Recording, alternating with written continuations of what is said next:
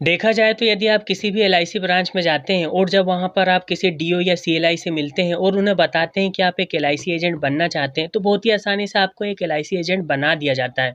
तो देखा जाए तो इस तरह से आप बहुत ही आसानी से एलआईसी एजेंट तो बन सकते हैं। लेकिन मैं आपकी जानकारी के लिए आपको बताना चाहूंगा कि यदि आप एक एलआईसी एजेंट बन जाते हैं तो हो सकता है आपके सपने कभी पूरे ना हो पाए। यदि आप अपने सपनों को पूरा करना चाहते हो, यदि आप इंश्योरेंस फील्ड में बहुत अच्छा पैसा कमाना चाहते हो, तो आपको एलआईसी एजेंट नहीं बनना है, आपको एक फाइनेंशियल एडवाइजर बनना है। यानी आपको एलआईसी से एजेंसी तो लेना है, लेकिन आपको अपने आप को एलआईसी एजेंट नहीं समझना है। क्योंकि देखा जाए तो एलआईसी से एजेंसी तो लाखों लोगों ने ले रखी है, लेकिन वो सिर्फ एजेंट के तौर पर ही काम करते हैं और उसका नतीजा ये होता है कि साल में यदि वो 12 पॉलिसी करके अपनी एजेंसी को बचा ले, यही उनके लिए बहुत बड़ी बात होती है। तो आपको कभी भी एलआईसी एजेंट नहीं बनना है, आपको एक फाइनेंशियल एडवाइजर बनना है। क्योंकि देखा जाए तो यदि आप एक एलआईसी एजेंट बनते हो तो यदि आप लोगों के पास जाओगे तो उनसे आप इंश्योरेंस पॉलिसी बेचने की बात करोगे, यानी सिर्फ आप उन्हें यही बता पाओगे कि आपको पैसा कैसे बचाना चाहिए, कहाँ बचाना चाहिए। लेकिन यदि आप एक फाइनेंशियल एडवाइजर बन जाते हो तो इसका नतीजा ये होगा कि यदि आप किसी के पास जाओगे अपनी इंश्योरेंस पॉलिसी बेचने के लिए, तो सबसे पहले वहां पर आप उस व्यक्ति को बता पाओगे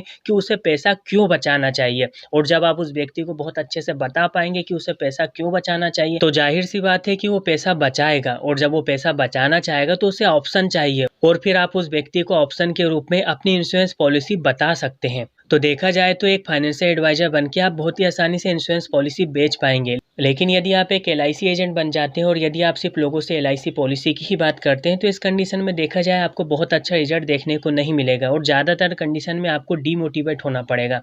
तो यदि आप एलआईसी फील्ड में कामयाब होना चाहते हैं तो आप एलआईसी एजेंट नहीं, एक फाइनेंशियल एडवाइजर बनिए।